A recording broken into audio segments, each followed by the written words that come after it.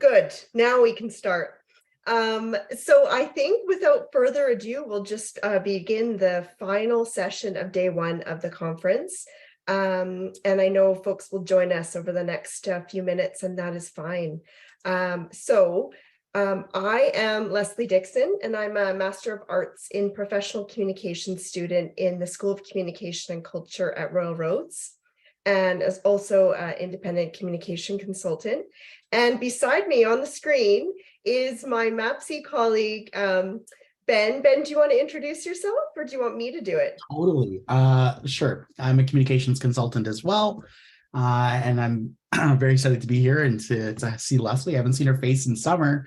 So I'm glad to see you and excited to kick things off with you today. Great. Do you want to do a land acknowledgement for yourself before I do one for the conference and for myself? Sure. Yeah, absolutely. So I'm happy to be calling in from Treaty 6 territory, the traditional lands of the Cree, the Saulteaux, Dene, Dakota, Nakota, and the homeland of the Métis. I myself am from Yellow Quill First Nation on Treaty 4 territory, but I call Treaty 6 territory Saskatoon, Saskatchewan home. Great. Thanks, Ben. And so I have the privilege of being on the ancestral and unceded territories of the Coast Salish peoples, the Tsleil-Waututh, Squamish, and Musqueam nations in Vancouver, BC.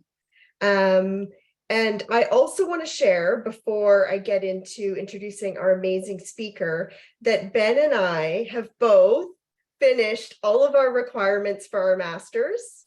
Yay, early. And so we're looking forward to convocation in June. And I think, Ben, you'll be there. I'll be there. Will you? I hope so. Okay, awesome. Sorry, we won't go back and forth as much with the audio. So it is my honor to introduce the speaker of the final session today, Dr. Taiwo Afolabi, who will be giving a presentation entitled Ethical Questioning and Socially Engaged Theater Processes and Procedures. He is a theater maker, a scholar, a theater manager, and entrepreneur focused on amplifying voices and experiences and recentering governance models, strategies, and systems that are on the margin through the lens of decolonization, equity, and anti-oppressive approaches. I confess I tried to condense his impressive bio and accomplishments, but as befitting a scholar whose focus is theater, Dr. Afolabi has many roles. He is the Canada Research Chair in Socially Engaged Theatre and the Director of the Centre for Socially Engaged Theatre at the University of Regina. So he's sort of a neighbor of Ben's. Dr. Afolabi is also a Senior Research Associate at the University of Johannesburg in South Africa and the Founding Director of Theatre Emissary International in Nigeria and Canada.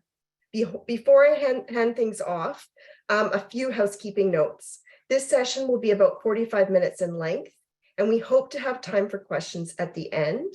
So Dr. Afolabi will deliver his presentation, and please note in the chat any questions, and we'll hold questions until the end.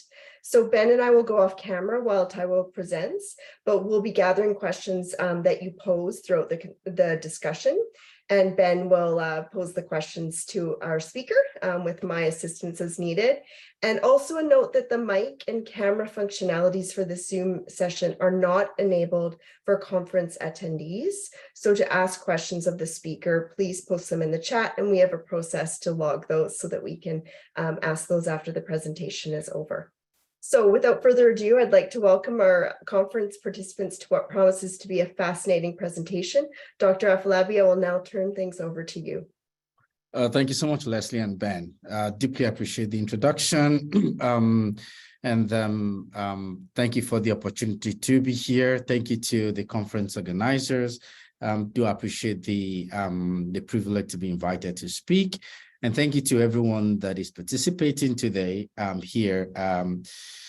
You've been on this conference since a few hours ago, so I know that you've been taking in a lot. So thank you for staying for my presentation today. I'm dialing in from Regina. I'd like to acknowledge it's the homeland of the Anishinaabe, Dakota, Lakota, Nakota, and the homeland of the Mischief and Mischief Nations. And of course, it's on. I'm on. That's Treaty 4.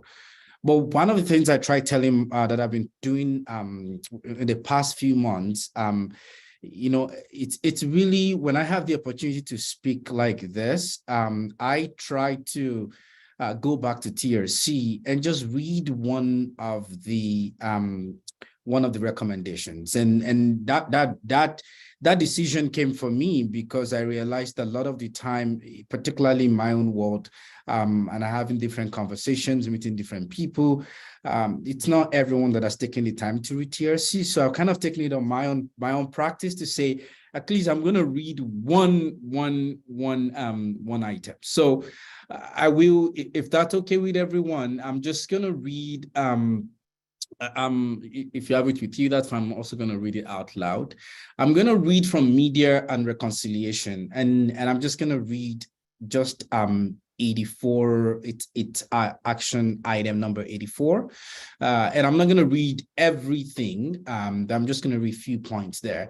We call upon the federal government to restore and increase funding to the CBC, Radio Canada, to enable Canada's national public broadcaster to support reconciliation and be properly reflective of the diverse cultures, languages, and perspectives of Aboriginal peoples, including but not limited to 1, increasing Aboriginal programming, including Aboriginal language speakers, increasing equitable access for Aboriginal peoples to jobs, leadership positions, and professional development opportunities within the organization, continuing to provide dedicated news coverage and online public information resources on issues of concern to Aboriginal peoples and all Canadians, including the history and legacy of residential schools and the reconciliation process. I thought I should read that because, again, we're at a communication conference, and again, hopefully, you know, for those that have read the TRC to this point before, it's a reminder. But for those that are yet to get there, I'm also reading it afresh for everybody to hear that.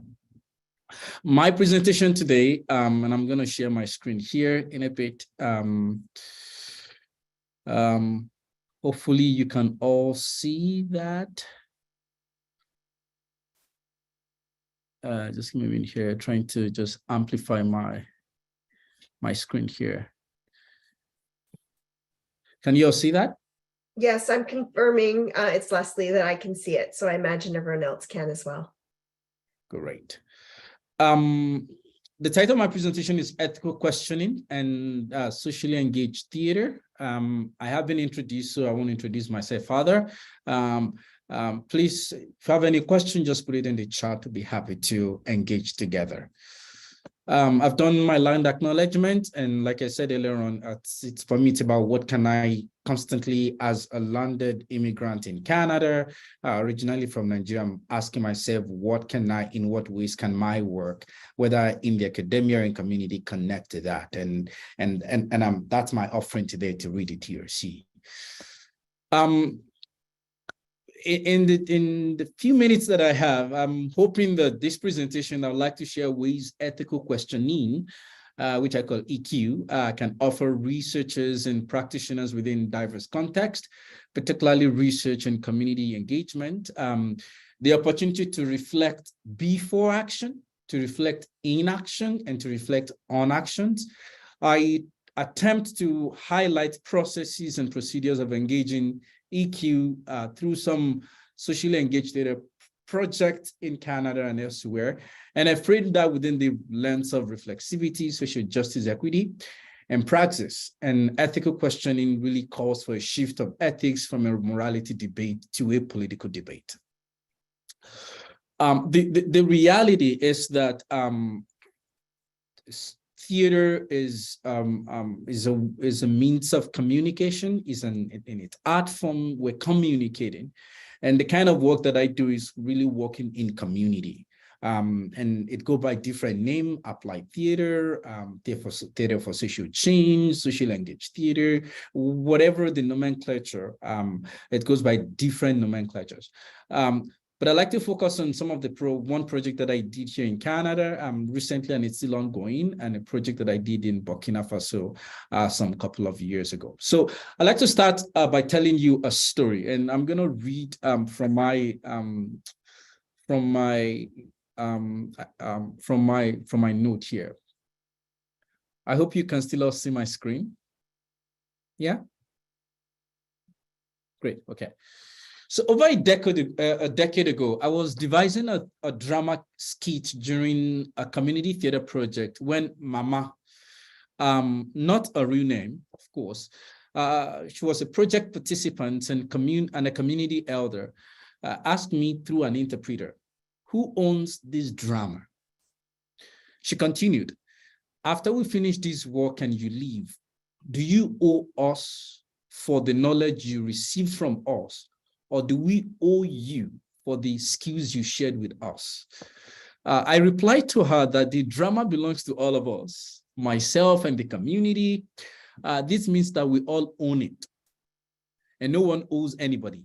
She asked the next sets of questions. If we all owe it, if we all own it, how do we share it? Who has control over it? And with whom does the work live? Which platform will house or host the work?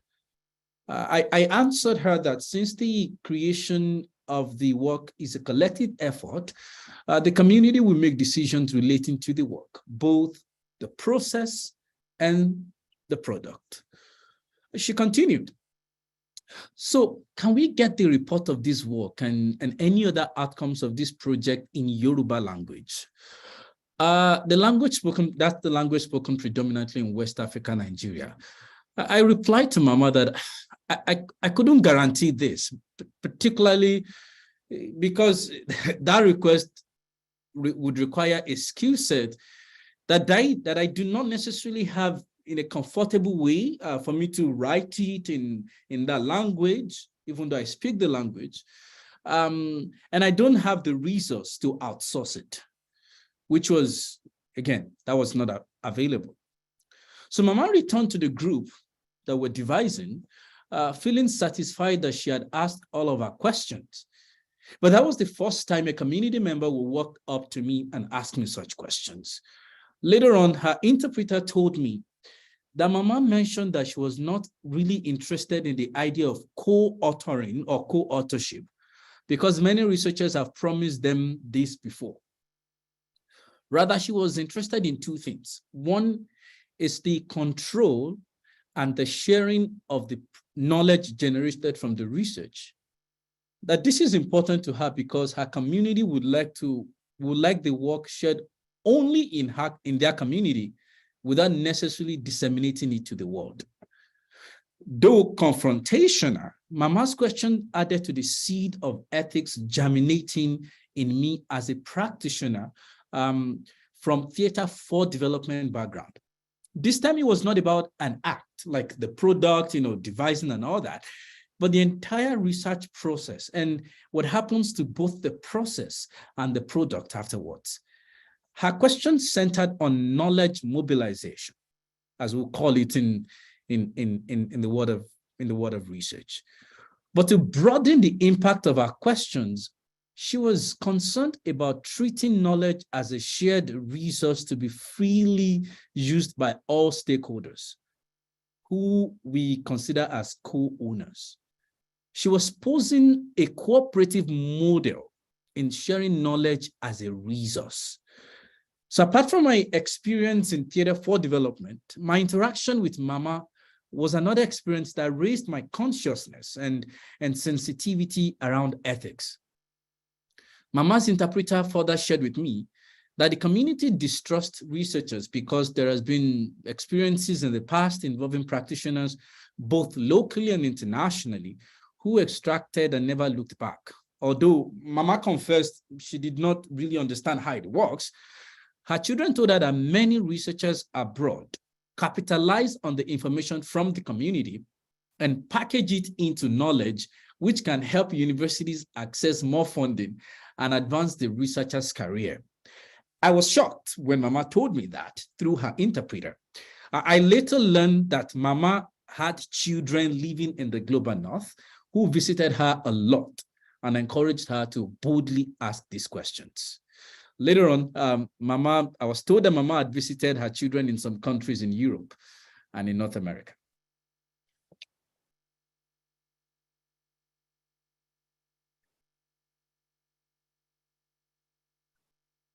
The idea of questioning. Questioning is an art, according to Postman in 1979. The art and the act of questioning are foundational to human existence. In fact, we start expressing questions the moment we could talk. It is a bedrock upon which many curiosities rest. Any meaningful line of inquiry starts with questioning, whether questioning oneself or questioning the other. In fact, there are times that one can perceive someone asking question, whether with their gesture or with their facial expression. Particularly when you're interacting with a 1-year-old, a 2-year-old, it's like they're asking question even though they can't say anything. But you're like, I wish I can know what's going on in their mind. Understanding the importance of an inquiry-based perspective, my parents would say, inquire the way from the one who knows, and you will find it, provided you're a deep listener. The quality of a question may even impact the quality of the response. For instance, we now know that open-ended questions in many ways can offer the opportunity for nuanced and critical perspectives and open up the door to endless possibilities. In Plato's words, the right question is usually more important than the right answer. As water is to life, so is questioning to research. It is the lifeline of any meaningful research and resides at the core of any systematic and creative investigation. As communicators, questioning is central to our art. The research question and the process of questioning help clearly define a path for the research process, because a research question is usually the first step in any research project. Researchers, in fact, are trained to carefully query and insightfully craft questions that can evoke responses to experiences, practices, processes, people, and even, of course, in understanding the planet. This means that question is critical to developing and executing research. The weightier the question, the deeper and richer the potential findings. So the subject of questioning can open the space to dialogue around research, methods, community-based research, service, and of course, research ethics itself. Furthermore, many of the communities, particularly equity-owned communities, continue to feed the academic machine of research without necessarily seeing any dividend for their communities. Generations of researchers, systems, and processes subject many communities to objects that need to be consider many of these communities as objects that need to be researched. And the knowledge from such communities can be used against and has been used against such communities on many occasions. It seems this is a deliberate setup, and this is what Michel Foucault calls subjugated knowledges to build the dominant epistemes, colonial and capitalist epistemes, that is largely responsible for the current world crisis. So accessing what is called subjective knowledges, that is not considered serious, unserious ways of knowing that dominant cultures neglect, exclude, represses, and even at times simply fails to recognize. And this is what Dwight Conquer Goods talked about in 2002 in his work. Because this local know-how or grounded knowledge is not necessarily subjugated again. Rather, the Western regimes of knowledge is finding ways to extract and at times even co-opt the subjugated knowledge into the messy system. The episteme violence, as Dwight Conquer Good mentioned it, is the whole realm of complex, finely nuanced meaning that is embodied, tacit, intuned, gestured, improvised, co-experienced, clever, and all the more deeply meaningful because of its refusal to be spelled out.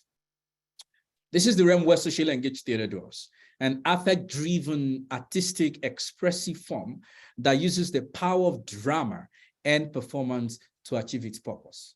So socially engaged theater as an affect-driven aesthetics, a community-based, driven by community, and mostly improvisational or devised in nature, in its quest to address social issues, opens up room rather for ethical considerations that need to be carefully considered. So working with the community, as in the case of social engaged theater, creates ethical contours, dilemmas, and realities, whether intended or unintended, that require constant negotiation. So in navigating such ethical concerns, there has to be a recognition of the havoc caused by researchers in the past and practitioners in the past in the name of community good.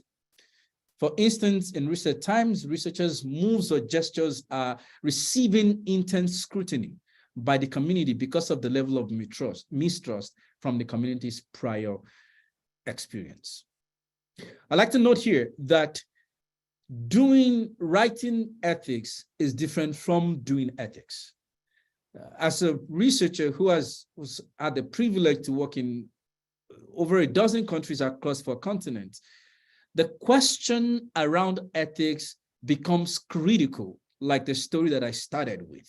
Whether I am asked those questions, or even before I am asked those questions, that I want to ask myself some questions before questions from community start coming my way.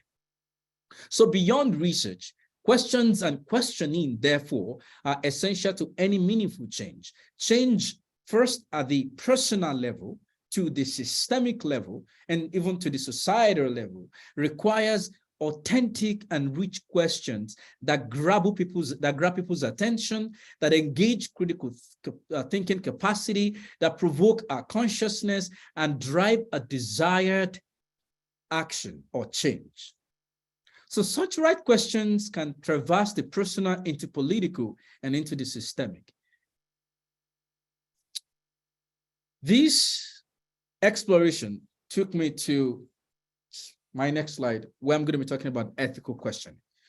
It is therefore in this whole idea of going into community, speaking and engaging and devising and working with and alongside them, whether I come in as a parachute, and I'm going to talk about that later, parachute practitioner, or whether I stay with them or work with them, or I live there, that is idea of questioning and ethical questioning comes into play.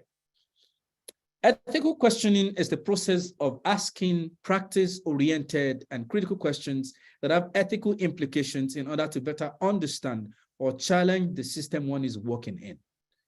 Questioning has been considered as a democratic skill. In his foreword to Nora Morgan and Gillian Saxon's book, John Otto writes, "Effective questioning is the key to responsible, active, resourceful, democratic citizenship." So the ability and the courage to ask questions lie at the core of the democratic process.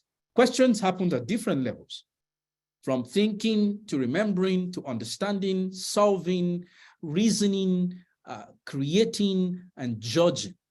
And all of that is coming out of the work of Morgan and Saxon, 2006. There are questions that even draw upon our knowledge, test comprehensions, require application, encourage analysis, invite synthesis, and promote evaluation. There are also questions that relate to our feelings, how we feel, the affect. So from the thinking to the feeling. Such questions aim to unveil someone's interest and support the process of engaging, committing to, internalizing, interpreting, and of course, evaluating. So this process of questioning, bringing that within the context of ethics, the goal of ethical questioning, therefore, of asking, question making and question asking, is not about learning how to ask questions. We all know how to do that right from when we can talk, but the goal is to become an effective questioner. which can be hard because it takes patience, diligence, vulnerability, and trust.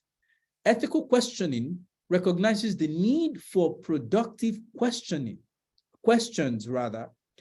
in question making and question asking. It is because writing ethics, therefore, is different from doing ethics. And for those that are in the academia, just an anecdote here, we do a lot of writing ethics. We write ethics application, we submit it and all of that. But really, the ethics board are not following us to the community. It totally boils down to the researcher to ensure that they actually do things ethically. Based on this understanding of what ethical questioning attempt to do, I've sort of built it on this triad of reflexivity, social justice, and praxis. And for the sake of our time, I'm not going to go into detail of that.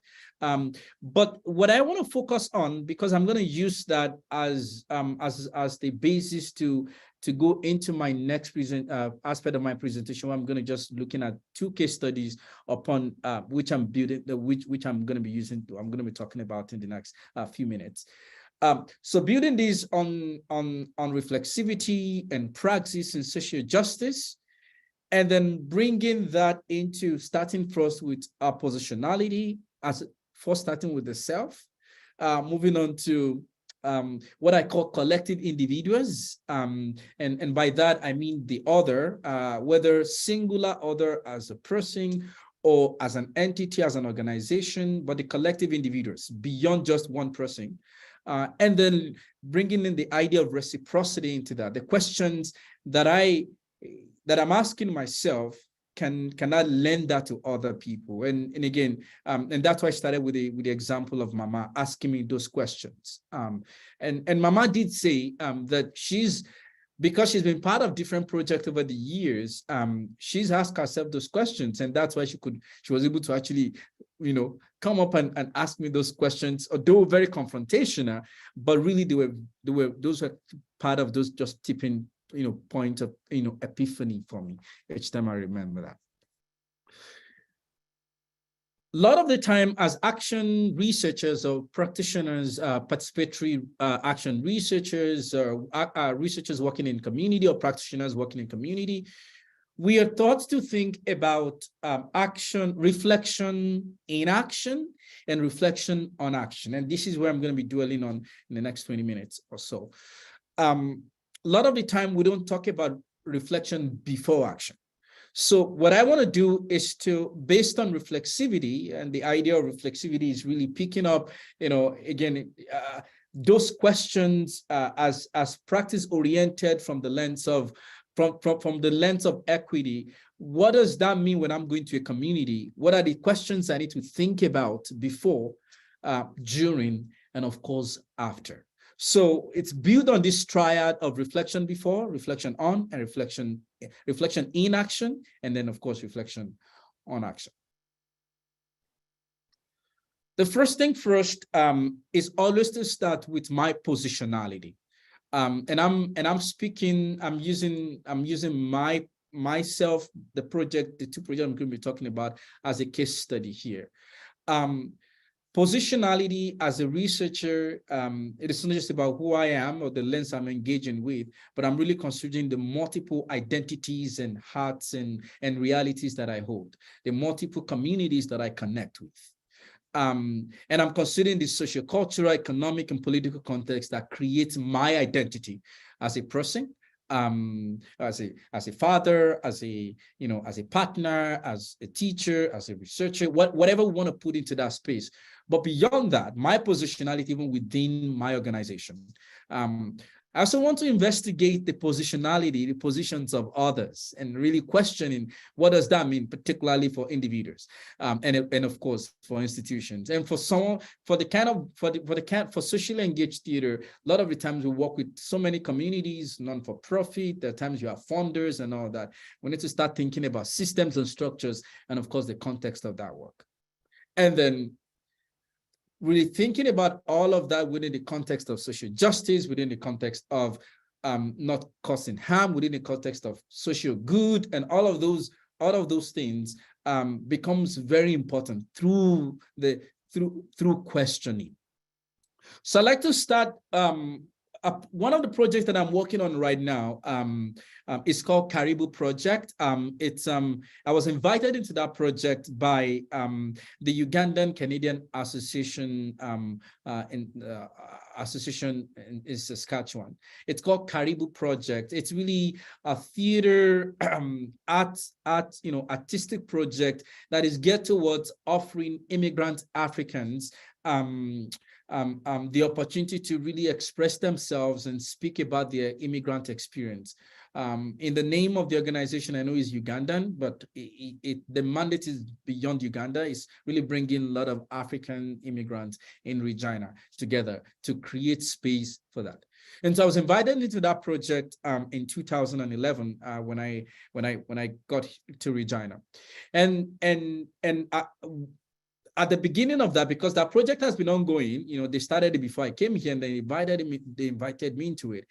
The first thing I did alongside the director of the organization and who invited me into that is to sit down and just say, hey, what are the baggage I'm bringing here? What are the baggages the person we're all bringing to the table here? Even though there is no ethics application, there is no board review, nobody's doing nobody's writing and approving any ethics or anything, no. But the process of sitting down, because it wasn't a research of a university, no, it was a community work. The process of before action was so critical that even before we started asking ourselves the question around what's my position? What am I bringing to the table? As someone that is coming from the academic community, what does that even mean? What does that mean for an immigrant, who is interested in having the conversation about their experience in Canada? And so the first action around questioning our socio-political, economic, political, cultural nuances that we bring to the table was critical. The second thing we did was to really look at what kind of agreement do we need to enter into here, particularly because some of the questions, some of the stories that may be shared at that point, we didn't even know what was going to be shared. They may be very sensitive. What was the objective? What was told the funders? Because we had funding, obviously.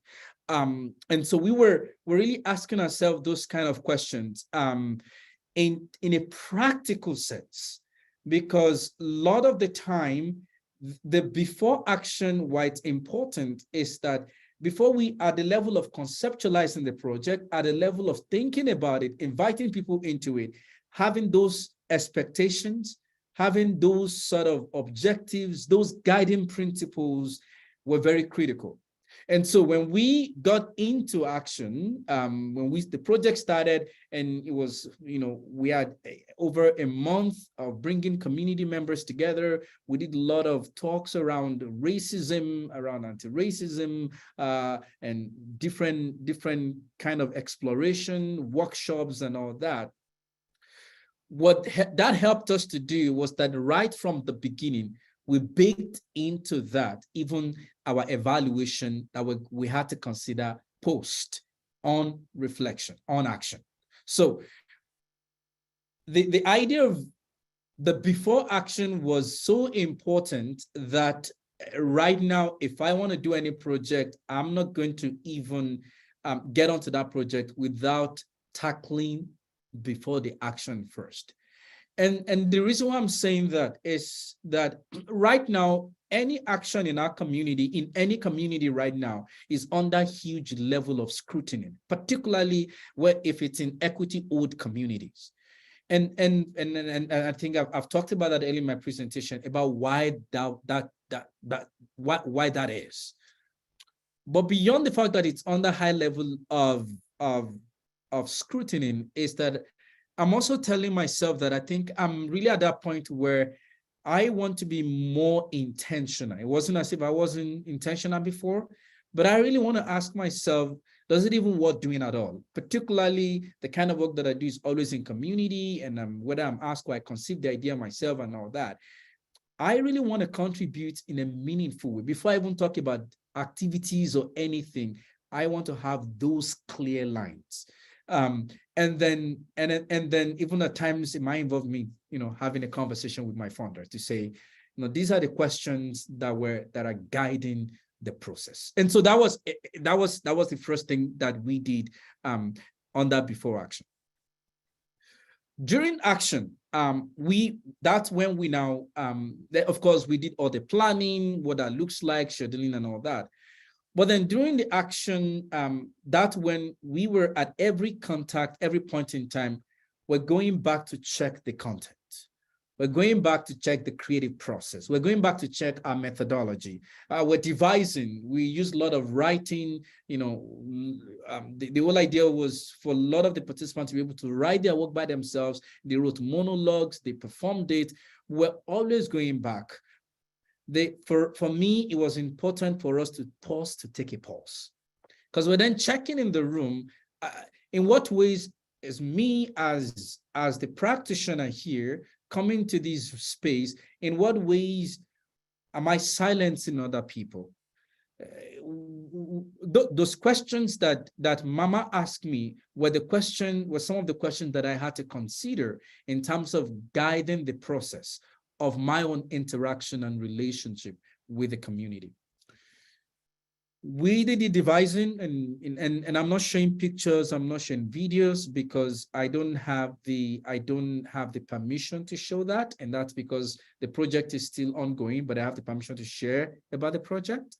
And also for me, part of my own ethical process is that I'm very intentional about the kind of, I don't want to contribute to some narratives, particularly when it comes to what is shown and what is not shown. So, so I hope you permit me that I'm talking through it. Hopefully, my storytelling would give a clear idea of what the project is about. And so ultimately, what that did help us to do was some couple of things. One was to help us to understand the level of care, because when we talk about ethics of care, we talk about care, care within the context of ethics. We're talking about relationality. We're talking about the process of taking care of and giving care.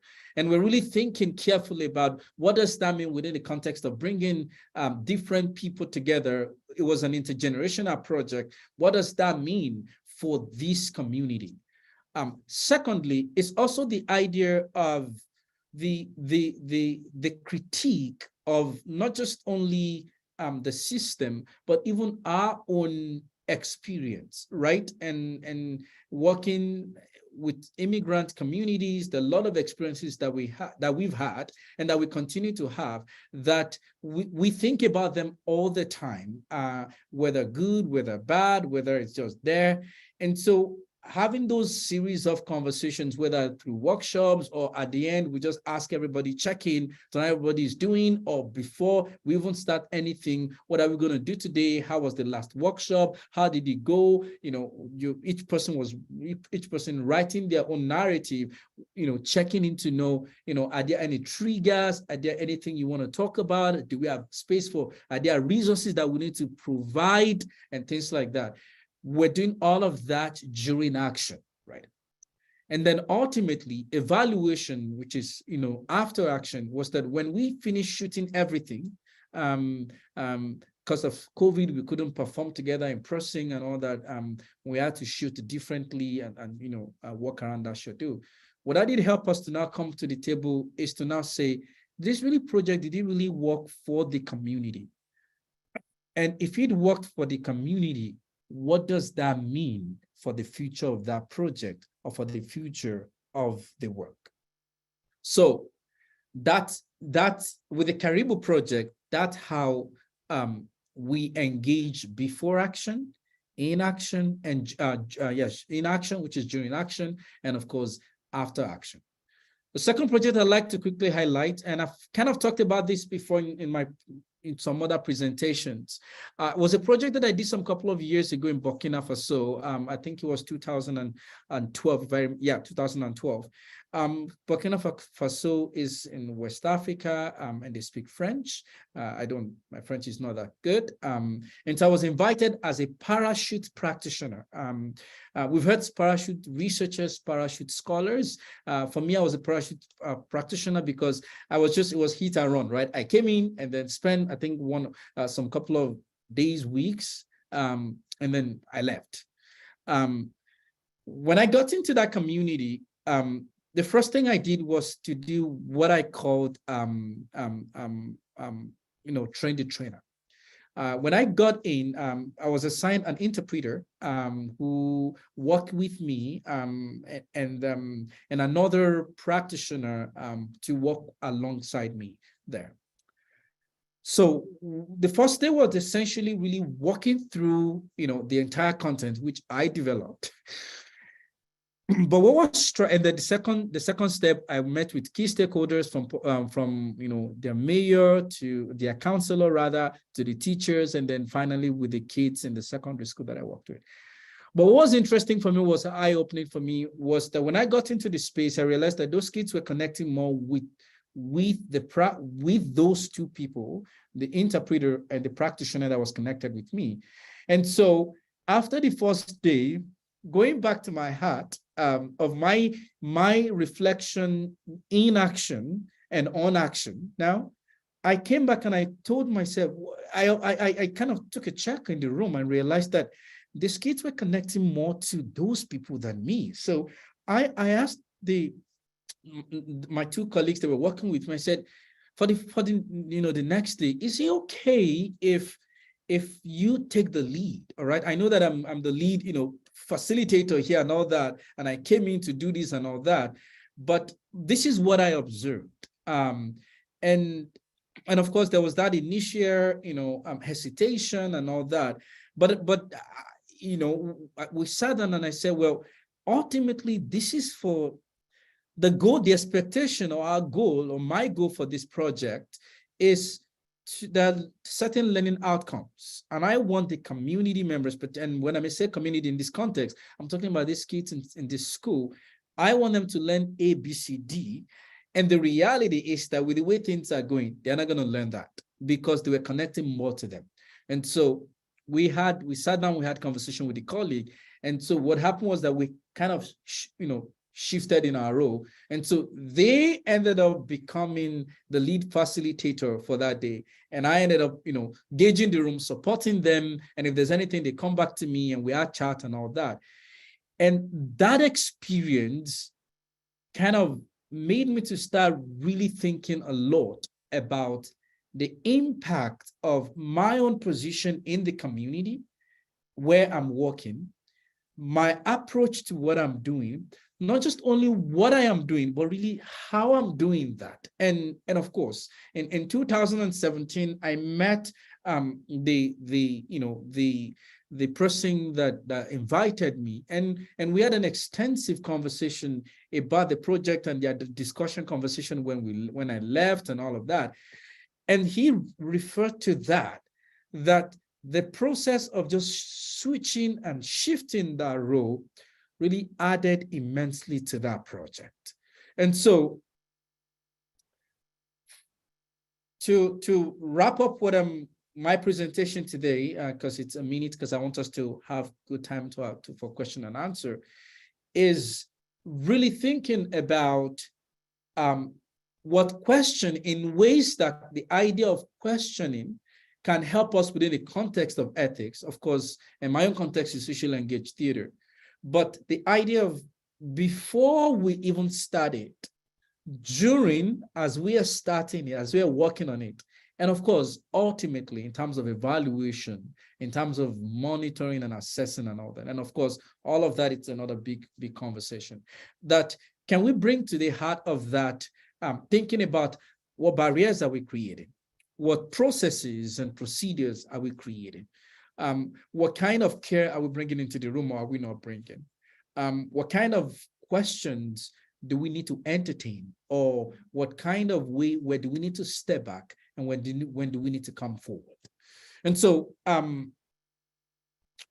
anyways, that's I will leave my presentation at that, and I will at this point I will stop sharing my screen, and I will open up the space for question and answer. Thank you so much. Thank you so much for sharing and all your insights. We have one question here from Krista. She says, you mentioned taking a pause during the project development. Could you share a bit about the performance phase? Do you have check-ins post-performance or audience check-in? Thank you so much, Krista. Yes, I do have. And when I'm talking about performance, hopefully I do understand what you're referring to as performance phase. The kind of work that I do is very process driven. So the process of creating and devising with the community is not is part of the project for me, not until we get to the product. So each time we have to check in. We have to check in using thinking. Part of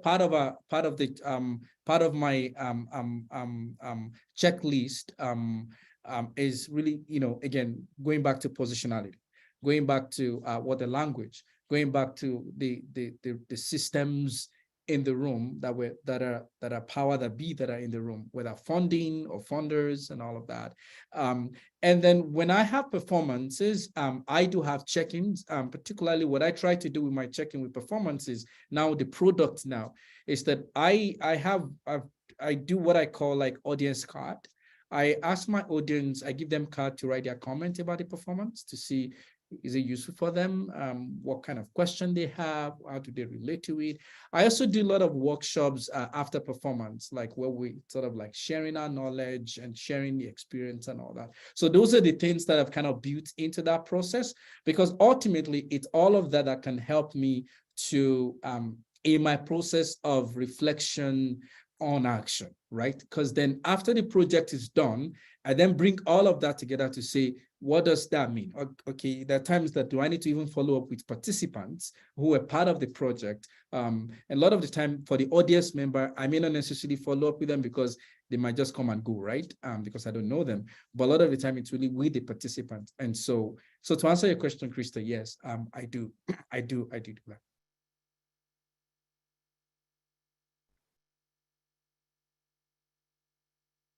Okay. Oh, wow. Got a couple here. Let's go with Justine's question here. It says, thank you. Have you experienced a situation when you and another person wanted the same outcome, but have different ways to get there? Some may consider this infighting.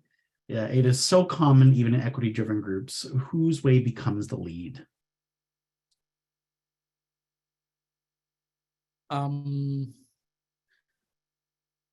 Sorry, could you repeat that question again? I also got it. Chat. It's kind of a couple up there. And it says, have experienced a situation when you and another person wanted the same outcome, but have different ways to get there. Some may consider this infighting. It is common in equity-driven groups. Whose way usually becomes the lead. Yes, absolutely. Yes, I have, and I continue to.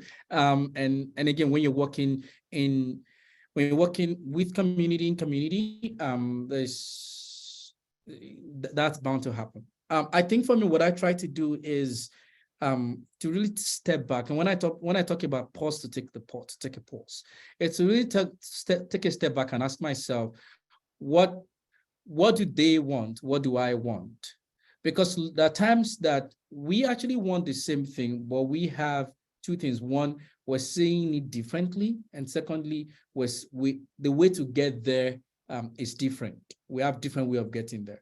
And so at that point, when I figure that I will come to the table and say, I think this is what we want to do here, is that, ask the other partner, right?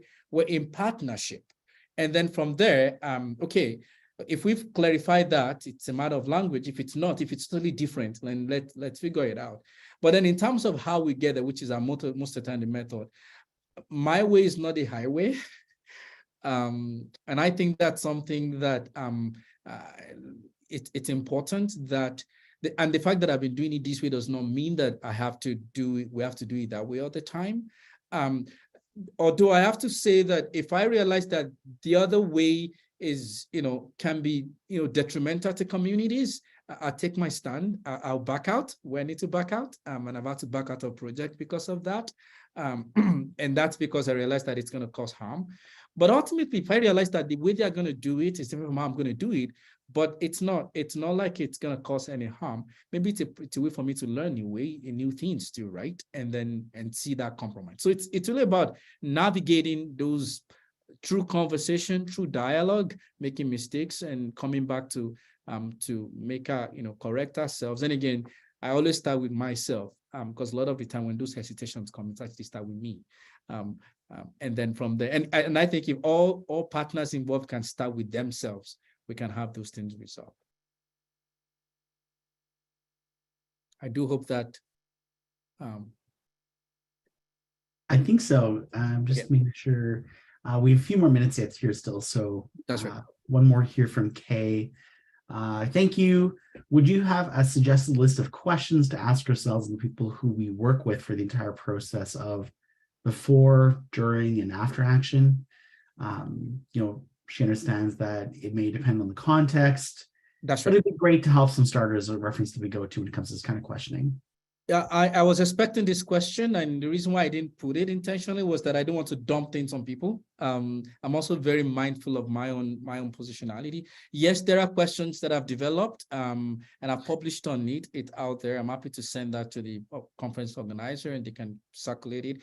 And I've kind of divided that on that different categories. And I did mention that it's not in one way, one size. It's not in any way exhaustive, but at least it's a way to get started. So I'm thinking I started from power, privilege, like shifting identities and all that. So yes, there are questions that I've developed that I continue to use myself, and I'm happy to share that. But like I said, I didn't want to just come and then be sharing questions with everybody here, but just to talk through what things that I've been doing myself.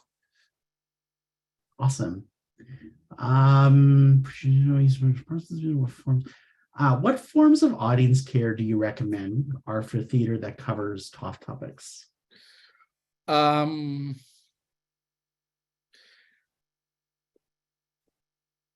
So when we're working on themes that are very charged and very strong themes, I always say, I'm not going to say one size fits all, but I always say consider the first one for me is safety, psychological, emotional. I don't want to re-traumatize, because once there is no safety in the space, once people don't feel safe, we're going to flee. We're not going to engage. So what I try to do is see if I could get counselor into the room, okay? Or I just did a project that was really, it wasn't about performance. It was more about little research, bringing people together about questions, about changing the communities and equity and all that. And I had to create a resource list, legal list, resource list.